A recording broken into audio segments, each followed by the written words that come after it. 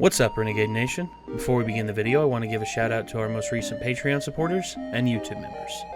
Keenan Greenwood, YoDude48, Josh Combs, Yeet, Nicholas A. Montgomery, Silent Valor, Brendan Wells, Silverstorm Forge, Big Geek, Damn Is It, Anthony Espino, Richard Black, Owen, Fordrin, Acoleyte, Sammy Wilson, Jamie Irwin, Ollie6006, Anthony the Hedgehog, Lee John Peter Owens, Kiki, Anthony, Nia, Antonio Joia, Graffiti Turtle, Ross Lingard, T Sunset, Wolbach DKs, Goddess Gaia, Grace Shields, Midnewit, Smooth Weaver, Robin Funkhauser, Geraldine Camoan, Purex Lancer, JT Campbell, Ethan Robinson, Desi 00, The Whiskey Laddie, Austin Ramirez, Liam McCabe, King Mr. Mew, and I'd also like to give a shout out to our executive producers Joshua Fix, The Gimpster 101, and Bevan Berman. Thank you all very much for your support. If you wish to become a YouTube member, click the join button, which is down by the subscribe button down below, and if you wish to support us on Patreon, click the link in the description to find out more. We'll see you there. Oh, wait. Oh, damn it! Oh, wait. Oh. Damn it! Oh wait. Oh. Damn it! Oh, wait.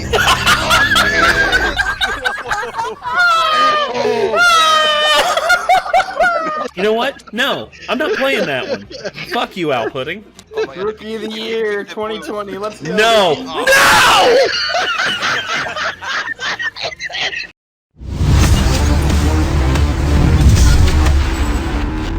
I say, everyone out there, you know, we had more people tune into the wrestling videos than I thought we would have. Yeah. A lot of people actually like hearing your perspective. You know, you being a wrestler in your own right, and probably the best heel in this area in terms of like being like a mouthpiece. Why can't you just be honest and let everybody know I'm the greatest wrestler of all time?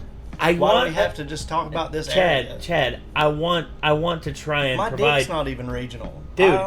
Dude, I'm trying to provide some gusto for at least other people out there so that they at least want to give it a chance. Now, if I go out and call you like the greatest, which you are, if I go ahead and do that, then they're not even going to want to try. Well, I mean, maybe that's best for some people. They can, instead of having their dreams shattered when they see me across their name from their name on the card, it'll just be them not even getting themselves into that situation, thus, you know, not having that light snuffed out. Maybe they could be a bright star in something like, you know, fucking washing dishes at Denny's or being a regional manager at an AT&T. Bang. Yeah, right there. They can get into any other field. Just don't fuck with his, because you don't want to get, you literally do not want to get napalmed. All right? I just took a nap while most of them were working out. Uh-huh. And we'll still win. Yes. So that's where my power lies in the professional wrestling world. My 0.000% effort compared to their 500% is just like still a blowout. No chance. Yeah, and as one of my favorite theme songs of all time goes, no chance in hell. Well, I mean, you know, when I'm 20 years younger than their mom and she still calls me daddy, it's hard to beat me. Yeah, well, I mean, come on, man. I mean, it's the thing is, you can only compete so well against something like this. Yep. I mean, the competition will always be behind. Hell, you'll be dead and buried in the ground, and they'll still be about 5 years behind you. Still people tripping over my hard on coming up out of the fucking ground. Ain't that the truth? Well, needless to say, beef is something that happens a lot, especially considering we have platforms like Twitter, Facebook, Instagram. It just pops up all over the place. People talking shit, people, you know, going back and forth. Dude, and then when they're not, it fucking bores me to tears. I hate when somebody's like, you know, this guy's a tough guy. He's been world traveled and he's seasoned and he's so good and he's all this. It's just like, what? When am I going to be fighting a motherfucker that I'm trying to pat him on the back? I'm trying to let him know that the odds of him leaving alive are really bad, let alone winning is just unfathomable. Like, that's what I try to get across to my opponents, because I have a heart. I want to warn them before something bad happens to them. These other people encourage and incite their opponent to show up to this altercation. You know, I'm going to be there. Tickets will get sold anyway. So I don't see this whole sell your opponent idea of promos for attendance. People are going to show up when I'm on the cards. Well, exactly. I mean, hell, you look at what got The Rock over. You know, The Rock tried that in the beginning. He was just like, you know, he's like, I can't wait to get in that ring, and I can't wait to go up against the best of the best. And the next thing you know, they were chanting Rocky sucks. Rocky sucks. Die, Rocky, die signs out in the crowd. And then all of a sudden, he joined the Nation of Domination, and he became The Rock. Talk about confrontation. Do you know how many people were pissed? Well, the Attitude Era, every single segment and every single wrestler almost pissed off all these different activist groups and shit. But the Nation of Domination pissed a lot of people off. You know, I will never forget you and I going to a local wrestling show. Ron Simmons, a.k.a. Farouk, showed up. Damn! Yeah, Mr. Damn himself, the Damn Man himself, comes out to the ring, starts walking around the ring. You, me, and the man all stand up and do the Nation of Domination salute. And he looks over at us, shakes his head, and starts laughing. Yeah. Because he knows, man. He knows, like, that's, hey. Respect, dude. I always respect the Nation. I always respect Farouk, Ron Simmons. Gangrel. Oh, dude, Gangrel as well, dude. We told him he was a legend and everything. He said, thank you guys so much. Yeah, thank you. dude. Because, you know, that guy is one of those wrestlers in the Attitude Era that just, he brought so many ideas to the table and crafted gimmicks and stuff. I don't think he came up with the gimmicks, but he was able to work that shit so well with the people that was around him, and like, I believe that guy was a vampire, dude. Well, I really did. I did too. And here's the thing: you see, conceptualizing is one thing. Putting it into practice and pulling it off is something else entirely different. Even more when than they did the Brood, Christian, dude. I think underrated. He looked like a vampire, dude. Well, yeah, he had the big, like, bright eyes. He had the, like, sharp white teeth. He was big, muscular, had the long blonde hair. It was an offshoot. He had a rough look, man. Oh, he did. He looked a little rough. Oh, he did. And you could see that guy, you know, the days of darkness in Alaska hunting, you know, just... Oh, yeah. And and also he had a bad break because of, you know, the whole deal with Luna Vachon, which fucking it was terrible all the way through. I mean, tragedy, dude. I know, man. And true legend. Absolutely. A woman, a female wrestler among female wrestlers. She reminded me of Tank Girl a lot. Yeah. Her look was amazing. She was great. And she worked well with pretty much anyone they put her with. Well, because she was a badass wrestler and just hard as she was hard. Wrestler, not a sports entertainer, a wrestler. Yeah. Jesus. But beef is a part of the game, and some people that don't understand the way that wrestlers can weaponize altercation, even verbal or even in text nowadays. So, and you don't want to play with us. It's what we do for a craft. And here's the thing: there is nothing that these dingbats on the internet can say that isn't anything that you haven't heard 10,000 times worse at a local show from some drunk, toothless bitch who thinks that she knows. Oh, yeah. Or that I thought of myself and told another wrestler to go on camera and say about me. There you go. Because there have been times where I've come up with better insults for myself than the person who was trying to hurl them at me. Same, dude. Same. I tell people out there, like, anytime someone does a fat joke that I've heard 1,000 times, I'm like, that's really all you got? Come on, man. At least, like, say I'm gonna die of a heart attack. Say you can literally hear my arteries cracking from here, from them hardening, from all the abuse I've done to my body. You gotta say, die of a heart attack humping a waifu pillow or something. There like you that. go. There you go. Yeah. It's just like, curl up to your waifu pillow, put an extra hole in it for good measure, and you're gonna die alone. That's all there is to it. Yeah, I mean, honestly, I accept insults because truth is, I've heard them my entire life, and you cannot say anything worse than what's already been said to me. Well, like literally. also, like, a lot of the insults that people come up with for me, if they're good, then I think they're funny. Mm-hmm. Especially if they're way close to the vest and personal. You know what I'm saying? If it actually gets me for a second, I laugh harder. Well, it's because I didn't expect it. It's because your brain rolls out. Because you see, whenever like these old school guys get offended, whenever they got their feelings hurt, whenever you like poke fun at their gimmick and shit like that, and then but for you, where you're part of the new school, you're just like you let it roll off of you because you realize, oh, yes, he can play back, he can jab back with me. Yeah, this is good. We can have some repartee. I just see money. There you go. To me, whenever somebody gets me good, I'm like, damn, people are going to expect me to be angry about that because that was a fucking good one. Yeah. So here we go. They'll believe this, and when I go off, they believe that. But the older guys seem to. A lot of the older guys got really screwed because they were huge during a point in time where the promoters weren't paying them.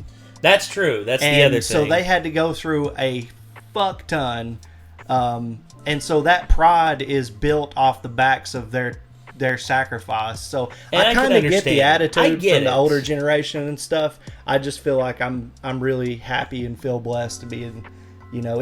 Money draws as far as the house is concerned may not be ever anywhere near what they used to be. No. But we have so many different ways to get our point across, like this. And this plus merchandise, stuff like that. I mean, the reach to people is insane. The fact that y'all had a kid reach out to y'all on Facebook and say, "Love you guys so much, can't wait to see you wrestle again." Yeah. I mean, that alone is what makes it worth it. But we got 10 WWE wrestlers who destroyed celebrities. Oof.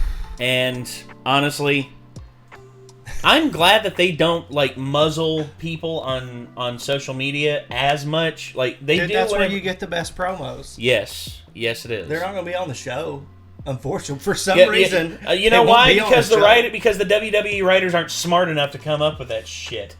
I'm sorry. WWE writers, like when you hire a Harvard writer who's trying to write a TV show instead of a fight, it doesn't work. In any form of entertainment, if you are not allowed the ability to ad-lib, you're going to fucking ruin it. That's why AEW is kicking ass so much on promos. Yeah. Jesus. Anyway, here we go.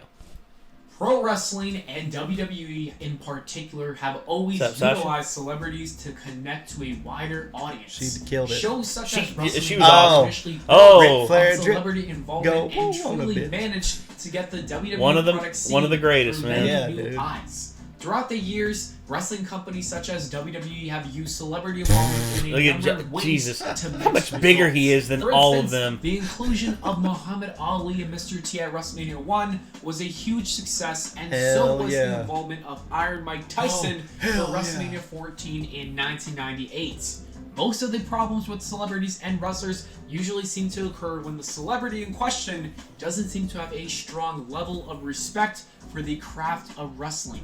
This usually means that one or more pro big old leg drop. Prime Hulk Hogan when he was still 6'7", 6'8". Two parties. So with that being said, let's take a look at 10 wrestlers who have legitimate beef with. Soldier Boy talking 10, shit. Bully Ray and Sal. Ooh. Sal from the Impractical Joker show shared a humorous yet frightening story during a live Art of Wrestling podcast in 2019. The story involves Sal almost getting beat up by Bully Ray. For some context, and for some reason I thought it would be funny, I have no idea why to this day, to yell out, "Hey, Bubba Ray Dudley, you fat fuck." He's a hot one too, man. He gets hot. Oh, dude, Mark Lamonaco, I've seen him go off the handle on motherfuckers, dude. Yeah. He just can't help himself. No, he can't. ECW live mic.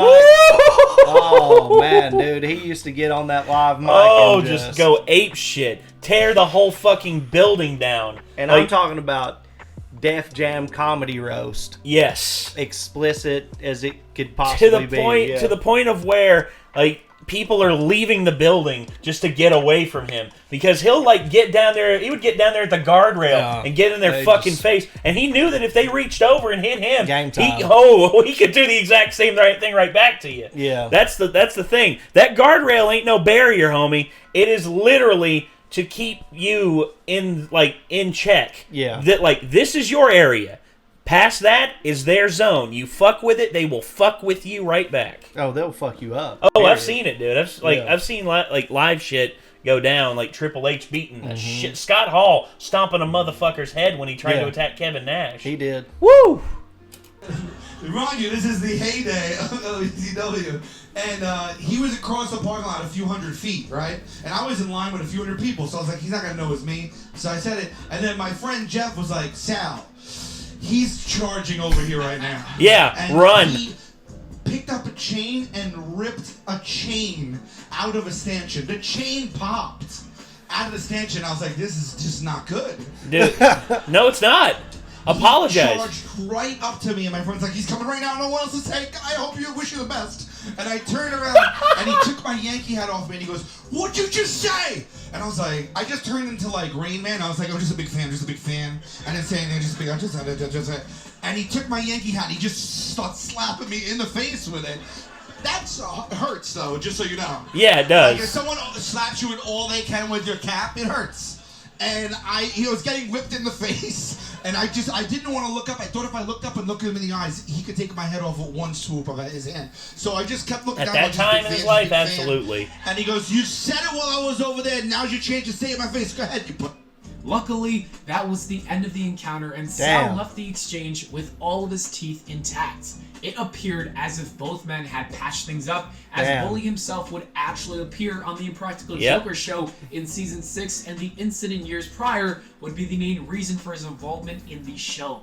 Number 9, Lacey Evans and Cardi B. Oh, it's rather common that any mainstream celebrity who decides to name drop WWE for WWE and their wrestlers themselves to try to capitalize on the exposure. This was the case when Tori Wilson referenced Cardi B on an episode of Raw in January 2021. This led to Cardi B tweeting out, "This is not how my WWE debut was supposed to be." That led to Lacey Evans trying to build up an angle for herself by tweeting to Cardi that she should be careful what she wished for and that she'll send her home with more than a busted eye. Cardi didn't realize that Lacey was trying to work an angle, so Cardi then replied with a tweet that was quickly deleted that stated, "A white woman can never put fear on me, sweetie." This led to one final response from Lacey, who tried to get Cardi to show up to WWE to basically fight her. However, that was the last time Cardi would respond, and the social media feud quickly came to a halt. What's on her lip? Soldier Boy. What? Where at? Right there? Oh, I think those are. Yeah, I think those are piercings. No. Do you not know what that is? What? She's a robot. Plankton's in there, dude. Oh my God.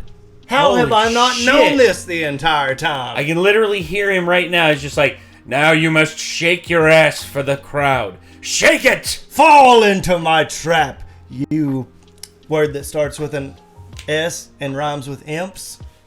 Yes. Oh, that's right. We can't say that on here. Oh boy. Yes. Throw money at me. That's right. She's a robot controlled by Plankton. It all makes sense now. Yes. Yeah, insert evil Plankton laugh here. Okay. So... And the social media feud... So Lacey Evans literally just like, "Show up, bitch. We'll see what happens." And here we go. I've been watching this one. Surefire way to upset a wrestler, it's definitely calling wrestling fake. Just not that Therefore, one. Don't do it. When Soldier Boy decided to... I wouldn't fuck with Mark Henry now. Or Dave Schultz. Nope. I've seen Dave Schultz farm. He'll fucking shoot you. WWE as fake on social media. Does that fucking feel fake? Legend Randy Orton was not going to let that slide. Orton would Damn, John respond by Stossel, saying, you done got fucked up. Dare this practice setup. You don't like movies? Consider us actors that do stunts without pads 200 days a year and don't when we get surgically repaired and come right back. Consider us 100 times tougher than anyone you've come across. The two men would go back and forth, with Soulja Boy even challenging the former WWE champion to a fight, which Orton responded with by praising Bad Bunny and his attitude towards wrestling since becoming a member of the roster. The exchange would continue over the next few days, with numerous wrestlers and rappers such as Bow Wow throwing their opinions on the matter in. It's unlikely anything will surface from the heated interaction, as Soulja Boy isn't really the most popular name in the world in 2021. No. Oof. Unless you want to talk about like YouTubers making fun of his jank ass Video game systems. consoles, yes. His fucking His emulator machines that ain't worth shit. made by the Chinese Communist Party, Yep. rip off ROM hack And they bullshit and systems. they contact him and be like, hey, you want to put your name on front of this? It make you big money, big time. And he's just like, sure thing. Maybe it'll get me back in the spotlight. Not in the way you were expecting there, Soulja Boy. Not in the way you were expecting.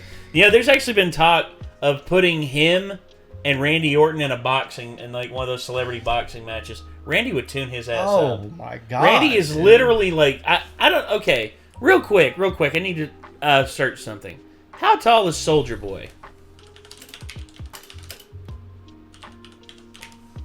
5'8". 5'8" against Randy Orton. How tall is Randy Orton? 6'5". As Vince McMahon's theme went one more time, no chance! No chance in hell! You got no chance. Despite this, it's always interesting to see how WWE wrestlers react when a celebrity diminishes their livelihood. Number 7, Goldberg and Macaulay Culkin. One of the most bizarre issues between Goldberg celebrity would and fold wrestling his is the ass in beef half. between Goldberg and Home Alone Goldberg star couldn't Macaulay fold his Culkin, wallet. which came about in early 2020. The issue And between Goldberg's the two rich. began when he Yeah. tweeted eight Still men can't touch in Macaulay reply Culkin. to a tweet Well, in terms of directed at richness, Goldberg, yeah, but- who had just defeated The Fiend for the Universal title. The tweet had a sarcastic undertone, and it related to WWE failing to make new stars, referencing Goldberg pinning The Fiend, as well as The Undertaker defeating AJ Styles on the same show. Culkin would then tweet out in a following tweet that he had canceled his plans to attend WrestleMania that year due to WWE's booking. Goldberg would eventually respond to Culkin and refer to him as a dork, which Culkin decided to respond by saying, "Just don't try to tombstone me," referencing to Goldberg's horrendous match with The Undertaker months prior. It was funny and completely random. Number 6, Mia Khalifa and Hurricane. Ex-porn star Mia Khalifa caused a lot of controversy online in 2017 when she stated this in relation to Ronda Rousey jumping ships to WWE. This is where her career will go to die. Absolutely not. I have no respect for the WWE. I don't think it's a real sport. So, I think that's where her career will go to die. Well, she That's told embarrassing. twice. You go from Twice. real I know. fights to wearing a sequin unitard and pretending to fight? Yeah. This comment infuriated WWE producer Did she even watch Ronda's debut? Well, she's one to talk about stuff being real. You know, like, there ain't nothing about that bitch real. Her personality, her hair color, her Implants. ticket to stardom, Her implants. Her stardom. Her lips. Isn't that funny, though? These bitches get out here, they got all this clout. You watched people gangbang you for 3 or 4 years, you think anybody gives a fuck? You're an afterthought. Oh, but Afterthought. Chad, you don't understand though. She only did adult entertainment for 6 months. No, she did it for 3 years. She lied through her teeth. I mean, I don't know all the details about her situation. Because I just know she tried to sue the company that she worked for at the time. Because they kept putting her stuff out, you know, as like remasters and stuff like that, and she was just like, "You're not allowed to do that." And she's like, and they're just like, "Mia, it's in your contract that you signed with us." And she's like, "I only did adult entertainment for 6 months. I don't know why they keep holding it over my head." To which they were just like, "Mia, this is when you worked for us. 1, 2, 3 years worth of contracts where we paid you over $500,000 each year just to show up. And then everything else that we made from your scenes, we gave you a cut. Don't know what the hell you're talking about." I don't know what the fuck she's talking about. She's irrelevant to my life, for sure. She's irrelevant to mine, too. I used to respect her to a certain degree because she was trying to reinvent her career on Twitch, but then I saw that she was the same conceited bitch. That's what I know of her. What I know of her is like this random chick that got beat too hard in the porn industry and got all beat out, and then shows up to thinking that somehow her ideas matter to me. And like being really loud and boisterous. Because I remember when this happened, I was like, who the fuck is this person? Then I found out who she was, and I was like, who the fuck is this person who literally had fake sex on camera with a fake body, with a fake attitude, fake everything, talking about something that she has no concept of that harshly? Because, my dude, hot takes, dude. That's all it is nowadays. That's all. I watched a video about hot takes, and it's just like I can't watch ESPN anymore because that's all it is. Bullshit hot takes that have no merit. No, that's like hearing Stephen A. Smith talk about MMA is like hearing Joe Rogan talk about sobriety.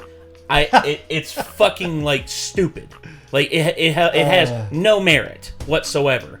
That'd be like me trying to talk about rocket science to Elon Musk. Well, Joe Rogan, his whole podcast, like the best part of his podcast is when he's not talking. Yeah, in my opinion. Well, no, when Joe, I do respect him. I respect Joe when he's done a shit questions. ton. I'm not meaning that as an insult. He just has some of the best guests ever on there, and so like the best thing for him to do sometimes is just to kick back and let them talk. But he sometimes talks too much when he gets a little fucked up. He asks interesting questions to a certain degree, but depends on how much weed he's got in his system. Yeah, same here. Too much weed in his system, and he's just like, so have you ever thought about monkeys? Yeah. And how much stronger what they about are than us? DMT? Yeah, that, and then eventually it always goes to DMT all the time. God. Hurricane Shane Helms, who tweeted that, I'm not going to get upset that a star didn't respect pro wrestling. She's entitled to her opinion.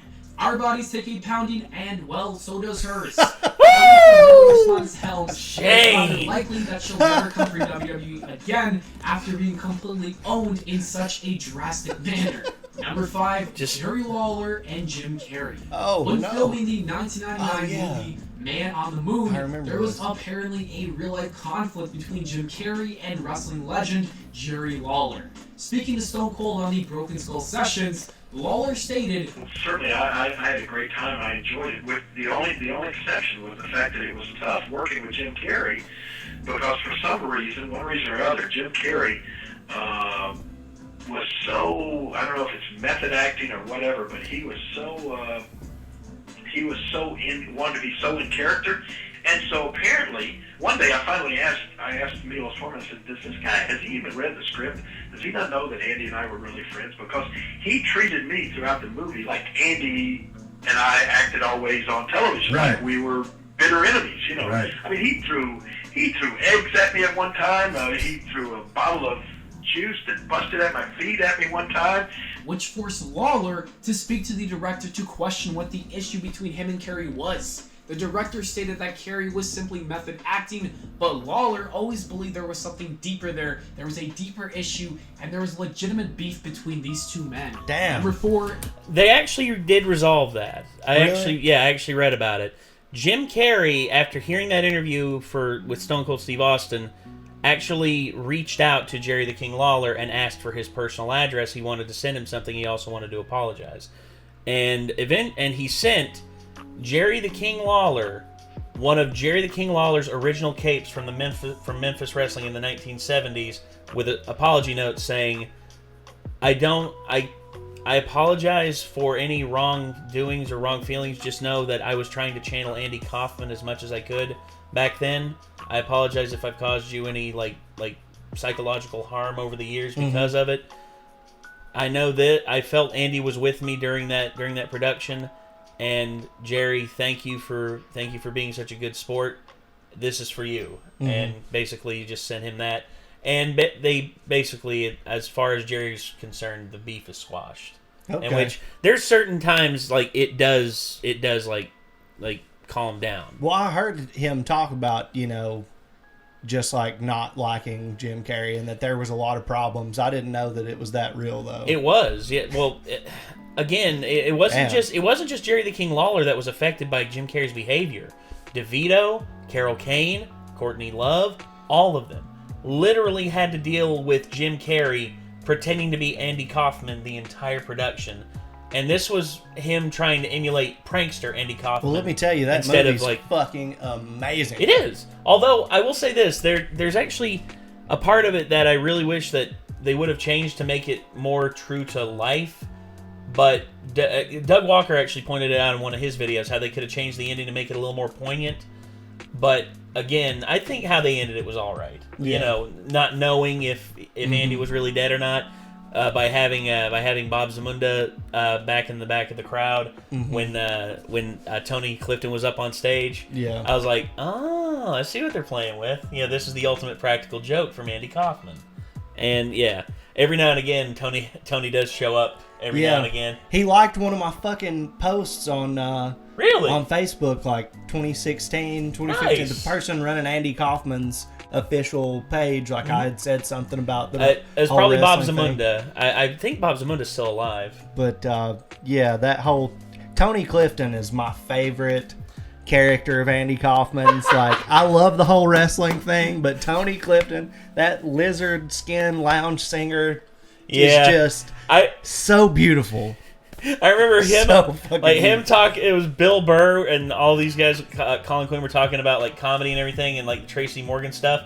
And then they were just like sitting there, and it's like, why would Tracy Morgan do that? And then Tony Clifton chimes in, and it's like, because he's a stupid, and he says the N word. And then all of a sudden, you see Bill Burr lean over and go, "Shut the fuck up, Tony."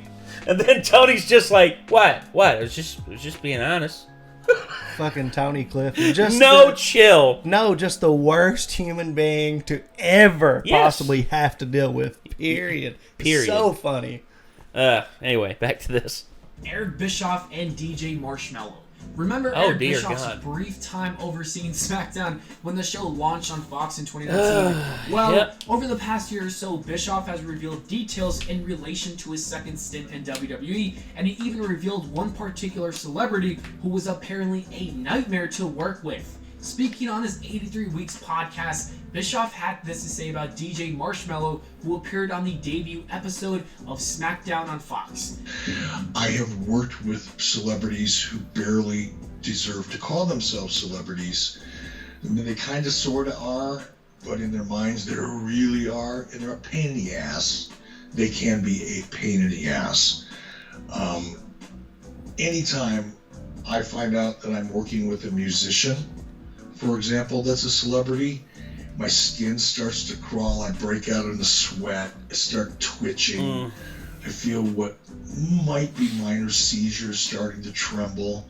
I hate it, because they're the worst. DJ Marshmello. Yep.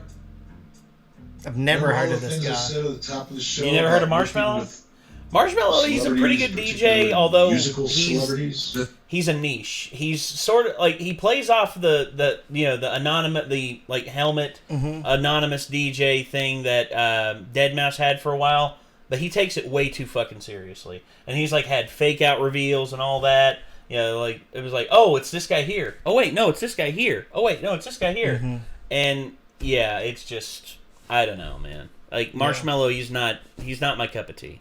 This is the one that gave you heartburn? All I'm going to say is sometimes there are perfect examples. This is just so fucked up. So fucked up. And what a gimmick this DJ Marshmello has. I'm not going to say it. I'm not going to say it. Why not? I've got nothing to do because there's Scared? some things. No, I'm not scared of shit. Just, There you go, bitch. It's not being afraid of anything. It's at some point, out of respect for the people that I have respect for that are still in WWE, and to a degree myself, because I could give away something here, and our listeners are going to be pissed at me for even teasing it this far.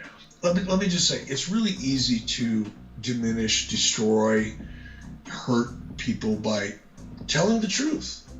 It is. It was never made clear what the issue was with Marshmello and Bischoff and why Marshmello was so hard to deal with. Marshmello failed to respond to Bischoff, so it would be on Marshmello's part for himself to reveal what the nature of the beef between these two men actually was. Number 3, Conor McGregor and the WWE. Oh God, no, Conor! no. Why would you? Why would interviewer loudmouth Conor McGregor? I used to like this guy a lot. I remember when he came over to the UFC the first time, and he was like, you know, he pretty much had the promo game down from wrestling, talking mad shit. Yeah. It was awesome. Ric Flair style. Yeah. Yeah. And then he proceeded to fuck up everything in multiple ways. The bus, the bus incident, punching the old man, the exposing himself in hotels and doing dumb shit. Hilarious. Funny. I mean, Ric Flair Not exposed okay. himself on a plane, but I mean, it's, as we were talking about earlier, for men,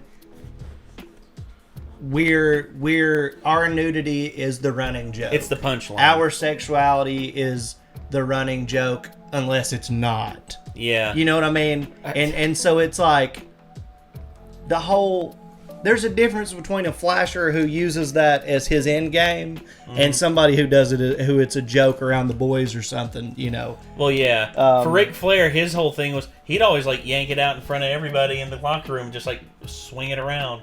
I mean, a locker room is a locker room. That's the boys. And it's a place that Dude, you and I, we were in football locker rooms. We know what that shit was all about. Hazing and bullshit, getting hit with tape balls. You remember the tape balls? Oh, They yeah. put rocks in them Yeah. and make a damn thing. You just walk in there trying to take a leak real quick and just your back, you're bleeding. It hits you with the damn tape ball. Or Yeah. I mean, icy hot in the jock strap or mouthpiece even I've seen happen a few Oh. times. People put rocks in the underneath the fucking pad of your shoes. Yeah. I mean, ridiculous shit, Nonsensical man. bullshit. But like the whole male nudity thing as a joke in front of your friends and shit, it just is a thing. It is, and that's just the thing. But anyway, Shift to WWE. McGregor had extremely negative things to say about WWE. I don't know what to say to Ric Flair. This ain't no gimmick. This is the real shit. I've got to get in and fight a man for real, with no script, with no nothing. I mean, Vinnie Mac's a legend. I mean, they wrote Vinnie off a few years ago when he dropped from the billions, and then he rose back up, and now he's back in the billionaire club. And what he's been able to do with that bunch of dweebs he has over there at the moment has been phenomenal, and I respect him for that. I'm just speaking the truth. That new age of those guys are absolute dweebs, and they just seem messed up in the head. I don't know what it is when I listen to them talk, when I listen to them carry themselves. They just don't seem right in the head. So that might have been a bit ruthless of me to say, but again, it ain't trash talk, it's true talk. And would even say that Brock Lesnar was juiced to his eyeballs. McGregor He would was. then tweet out, "I didn't mean no disrespect to the WWE fans. What I meant to say was that I'd slap the head off your entire roster and twice on Sundays." That did not sit well with WWE wrestlers, and some of the responses towards McGregor were absolutely brutal. Big E would tweet, "Would you prefer to..." I would not fuck with Big E Langston. Oh God, I think Big E would smash Conor McGregor. Dude, Big E is a legit wrestler. He knows how to shoot. He knows how to shoot takedowns. And if there's one thing Connor's weak on, it's his I'm a takedown better wrestler game. than him, but he would beat up Conor McGregor. No shit. Well, the thing with Big E is he would literally rip Conor in two. Yeah, I've seen that man, like how strong he is. you got to be able to find us lie, cheat, and individually steal, or man. have us Yeah. all lined up at once. I know your time is valuable, sir." WWE's resident top guy Roman Reigns even got in on the action by tweeting, You "You're are the size of my leg." Shut up. It wasn't just the active roster that got involved. Oh, as Hurt WWE would legends destroy him, too. tweeted at McGregor. Kurt Angle would tweet, "Very funny, little guy. Why don't you get your head out of Dana White's ass?" Ow. McGregor would never respond to any of his tweets, and the issue never seemed to be resolved, as no apology from McGregor was ever issued. Number 2, Mr. T. And Oh Roddy yeah, Piper. This is was- old Mr. T school. is most well known by WWE fans God. for being involved in the first WrestleMania, as well as having a boxing match with the legendary Roddy Piper at WrestleMania 2. However, what many fans don't realize is that there was a legitimate hatred between these two men. The issue between them surfaced when Piper and Cowboy Bob Orton had reservations in relation to involving Mr. T in the WrestleMania 1 main events. Those concerns were realized when Mr. T barely put any effort into the WrestleMania match, which resulted in Piper shooting on Mr. T during the match and locking him into a legitimate submission hold. This led to Mr. T complaining directly to Vince McMahon, and McMahon booking their infamous boxing match at WrestleMania 2 a year later, which would allow Mr. T to actually hit Piper for real. And number 1, CM Punk and Chris Brown. Oh no! The What? issue between CM Punk and Chris Brown began at the Grammy Awards in 2012. When Brown was on the show, Punk tweeted out that he would like to fight Brown. Brown would respond to this by stating that CM Punk didn't have many Twitter followers and that he was on steroids. Punk followed this up by stating, "I firmly believe that in life there are consequences and repercussions for people's actions, and I think Chris Brown hasn't paid for what he's done." Punk would then upload a video, and Punk would address Brown directly and state, "And now that he's thrown accusations my way about using steroids, I feel the need to reply, so please allow me to retort. I'm a lifelong, proud, drug-free, straight-edge individual, so Chris and I come from 2 completely different worlds. I don't have a manager, I don't have a bodyguard, I don't need a bodyguard, I don't have an assistant, I have no need for a PR team to tell me what to tweet or when to delete tweets. And I don't hate women. See, period. You don't hate women. In my world, women are to be revered and respected. And I firmly believe that in this life there are consequences and repercussions for people's actions. And I don't think Chris has paid for what he's done. Picking up trash on the side of a highway does not make amends for repeatedly striking a woman over the face and sending her to a hospital. So Chris wants to throw stones my way now, and I say, that's fine, but put some gloves on and get in the ring. And I will choke you out, and I will make you feel as weak and as powerless and scared and alone as any woman who has had the misfortune of knowing a sad, cowardly little boy such as yourself. And all proceeds can go to a women's shelter of my choosing, and I know that none of these things will happen because Chris Brown isn't a man. And that's fine. I just know that someday, somewhere, somehow, somebody will put Chris Brown exactly where he belongs, and it honestly doesn't have to be me. I would just really like it to be. It was Chris Brown himself who fucked himself over multiple times by continuing to do stupid shit.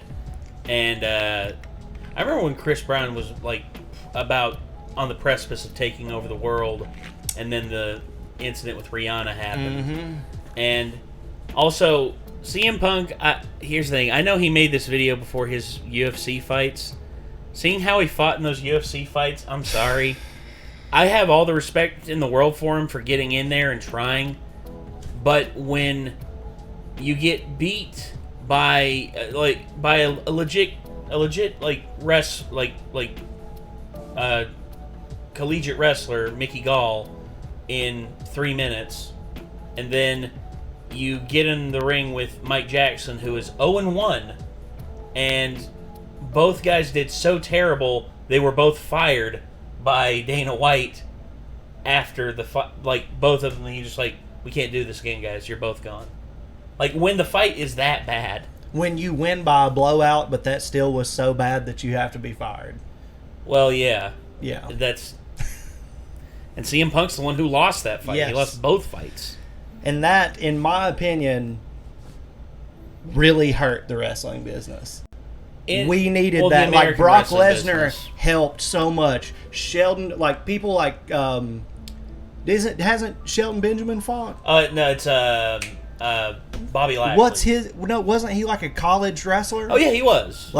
He's a legit, like, shoot wrestler, fighter, like, he has some legitimate skills. Kurt Angle, you have Bobby Lashley, you have... Bobby Lashley is the most legit, like, MMA fighter in I'm talking about, like, more modern, WWE. Because you go back, like, Dan Severn and all that shit. Oh, dude, like, yeah. Dan Ken Severn Shamrock, was a monster. but, like, we hadn't had that legitimacy. Now it's, like, needed badly. Well, so for him to go into the UFC and get... he was multiple-time world champion. People talk all this stuff about John Cena. This man, I argue, carried the company so that it didn't die. Yeah. When John Cena was supposed to be. He kept it from fucking dying. Yeah. Goes into the octagon and gets embarrassed. Not even just loses. Embarrassed. He didn't get anything in at all. Embarrassed twice. And look, here's the thing. Multiple-time world champion. And here's the whole thing. CM Punk, the thing with him was that age was probably the biggest thing that was going against him. Also, most people don't start in the UFC, man. No. He could have been fighting in regional stuff. He could have been doing Build stuff. experience. I mean, yeah. Well, no one full on debuts in the UFC. No one. CM Punk did. Well, I think that he was made an example out of, unbeknownst to himself. Well, I think that Dana White knew exactly what he was doing. He was going to get a big draw, and he was going to put another coffin in WWE. $750,000. Another nail in the coffin. Yeah, $750,000 for both of those fights. He got paid handsomely, but still, it hurt the wrestling business big time. Tremendously. And I would say, I know a lot of people talk Jake Hager. You know, Jake Hager's like the legit MMA. And Jake Hager's legit. Yeah, that's another one. But I would say the most legit one out there is Bobby Lashley, because Bobby Lashley is 15-2. Brock Lesnar, without a doubt. To me, I don't know. He held man. the biggest belt at one of the biggest times for UFC. But when he went up against like legit top guys, whenever he was fucked up, yeah. Well, no, when he was good to go, he was the champion. But even then, even after his diverticulitis was cleared, like Cain Velasquez tuned him up, and then that's age, right? No, because Brock was, how old was Brock Lesnar when he did that? Let's look at that, because I know Brock is like, I watched all of his fights in UFC. I watched all of them. Let's see, mixed martial arts record. Here we go. Cain Velasquez. So Brock was 33, and then he fought Alistair Overeem, and both of these were beatdowns right here. Yeah. Cain was bad. Alistair Overeem was worse, because Overeem literally kneed him so hard in the ribs, Brock collapsed. I mean, but keep in mind, Alistair Overeem is probably the greatest kickboxer ever, to lace them up, right? In MMA, because he won the K1, and he won it so dominantly. They changed the rules to make it to where he couldn't do the same techniques anymore. Right. He was just that badass. And Cain Velasquez has an infinite... Well, this is regular. This is when Cain Velasquez, also before he broke his neck twice. Yeah. He was a legit... he had an infinite gas tank, and you couldn't knock him out. People had huge knockout regimens, Junior Dos Santos. He caught him once with a lucky shot, but Dos Santos came after him in those two next fights that they had. Couldn't hurt him. And Cain literally dragged him into deep waters and beat him the fuck down. Yeah, he fucked Brock Lesnar up. He was a savage at that point, though. Oh, yeah, well, Cain keep Velasquez. in mind, and I think if Cain Velasquez would have stayed healthy, he'd have probably been the greatest UFC heavyweight champion of all time in terms of longevity. I remember watching that fight and seeing Cain Velasquez come out, and I had never seen him before, and I was just like, oh, Brock Lesnar's going to fight. I was like, oh, God. No. And then they started fighting. I was like, oh, God. Brock knew how to wrestle, but here's the thing. So did Cain, because Cain was also a very high-level collegiate wrestler, so he knew how to defend the takedown. But one thing he had over Brock... striking.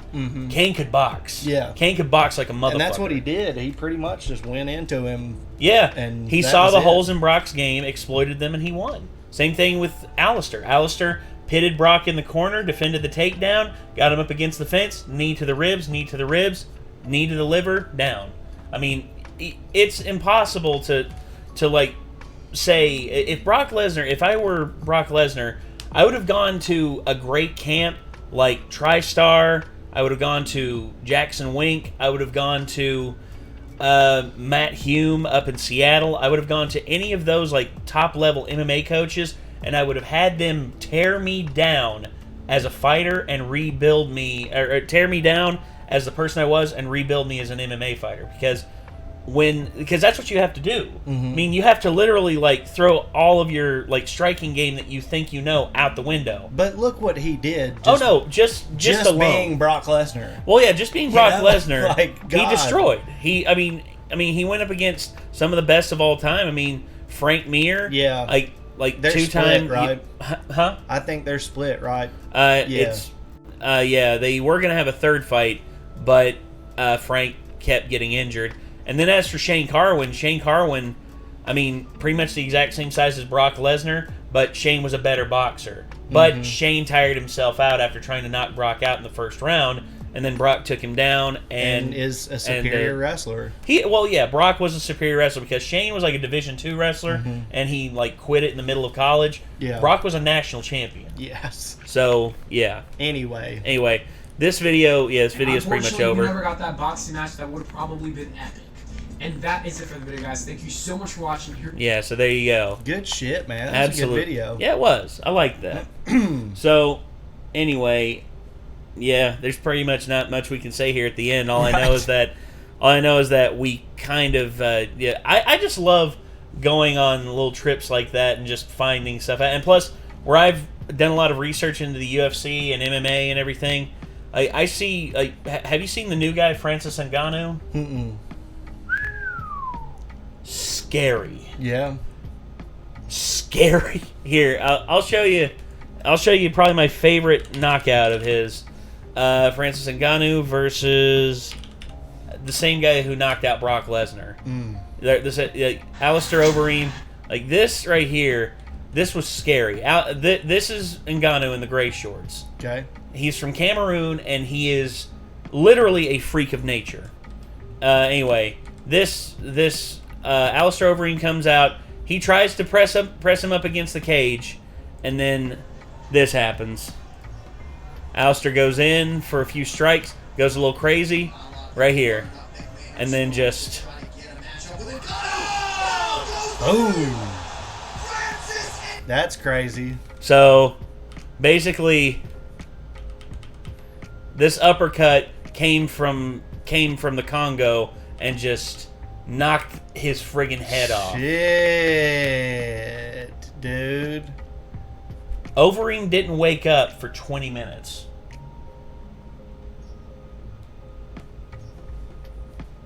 Oh my god, that has to be scary.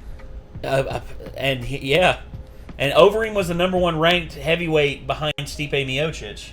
And then a few fights after, and then here recently at UFC 260, Ngannou knocked out Stipe Miocic, who is the longest reigning UFC heavyweight of all time. And yeah, Ngannou I think is going to be the next champ, the champ for at least the next few years. Because here's the thing, he's not the youngest guy. He's like 33, 34, I think. But still, when you have power like that, and a friggin' body like that, I mean, he tips the scales at around 265. He has to lose weight to get to 265. Just a freak of nature. It's unbelievable seeing this man fight. I would be fighting dirty against him. That's pretty much what some people have to do. That's what Derrick Lewis beat him. But he beat him, but it was a boring fight because Derrick Lewis knew how to beat him. Stay on the outside, get on the inside, dirty box, get back out, and then it was almost like they were both afraid to hit each other. And then Ngannou came back with like 3 more huge knockouts after that, got another title shot, and then now the rest is history. This is insanity. Yeah. I just feel bad in that steel frame. Ugh. Let the man drop, Nate. Shit. All right. Alright, there we go. Look at his toes curling up. Jesus. I mean, now my toes are curled. Oh. But yeah, Overeem didn't wake up for a while after that. And yeah. Francis's nickname is the Predator because when he first started fighting, he had the dreads that went down like the Predator. And then he chopped him short. Now he's got the fade up top. Damn. Yeah. Faded that motherfucker. He fades pretty much everyone he goes up against.